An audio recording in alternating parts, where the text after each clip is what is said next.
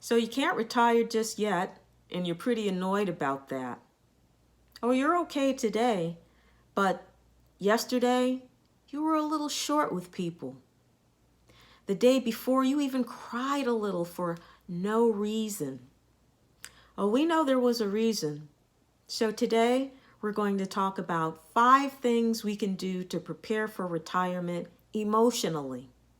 Hi, I'm Dr. Mel, your supergrown sister, and this channel is for single Black women who are approaching age 60 or already 60, preparing for retirement, exhausted by their careers, but insisting on a life of wellness and glorious living.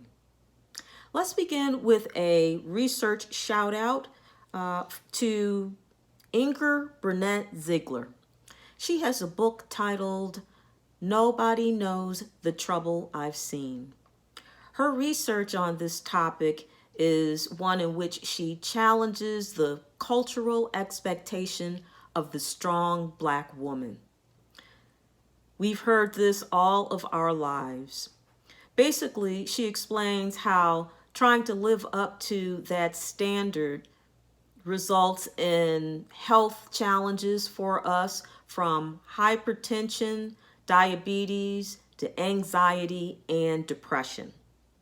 So she offers a strategy for combating these things, basically dealing with creative expression.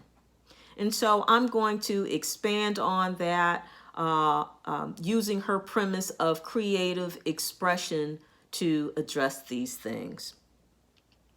Before I do that, did you know that Black women suffer the greatest amount of stress and depression in the workplace as a result of sexism, racism, and bigotry? Of course you did. So let's get into these 5 points to see how we can help ourselves.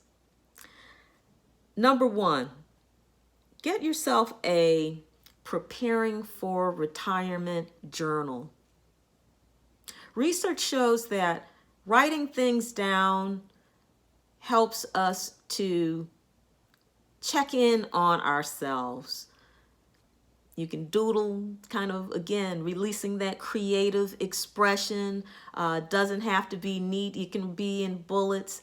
Doesn't even have to be in a journal. If you want to do your writing on the computer or on your phone, all the better, because then you'll have a search feature so you can follow up on yourself. So that's our number 1, to get yourself a journal. Now that we have a journal, we're going to go to number 2. We have to write down our why. We know we want to retire, but why do we want to do it now? What's the urgency for us? Why is this meaningful right now? So we're going to write that. The next thing we're going to write down, which is actually our number 3, is our what. What do we think we want to do in retirement? Last week we talked about things calling us, things that we wanted to do, but because we were building our careers, we never got around to doing those things. Well, maybe now it's time to put some of those things on the list for the what, because we still want to live meaningful lives. And so that we shall do. Next, the number 4 is we're going to map out what a week of retirement might look like. What would we do now that we don't have to go in and punch a clock? So again, last week we addressed some of these things, so this would be a great way to put some of those things on this list. Mapping, which is basically what we'd be doing, visualizing ourselves in the situation. This is a great way to build structure. And building structure helps us to feel more in control of our emotions. Here's the fifth thing that we can do. Rely on our social systems, our friends, our families, those that we love, who we love and who love us.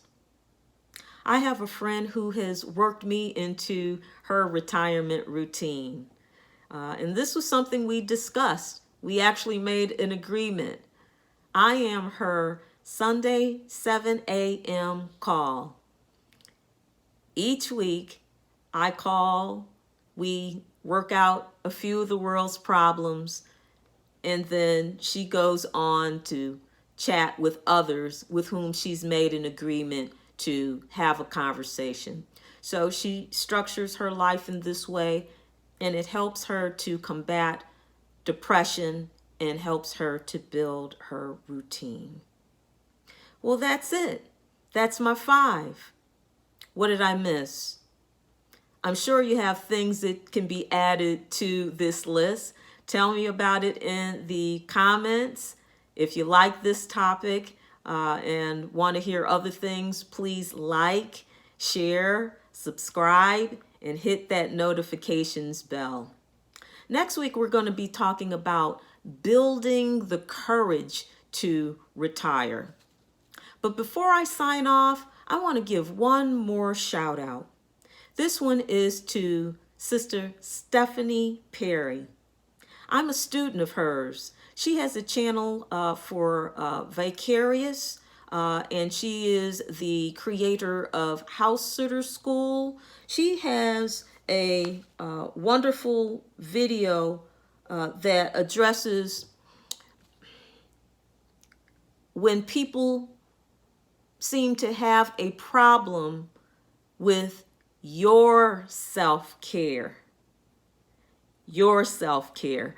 It's worth watching. I'm going to put the title down in the description. It's a few minutes, and I think it's going to help somebody. So just remember, sisters, that self-care is a revolutionary act. Take care. You have to. You're super grown. Bye now.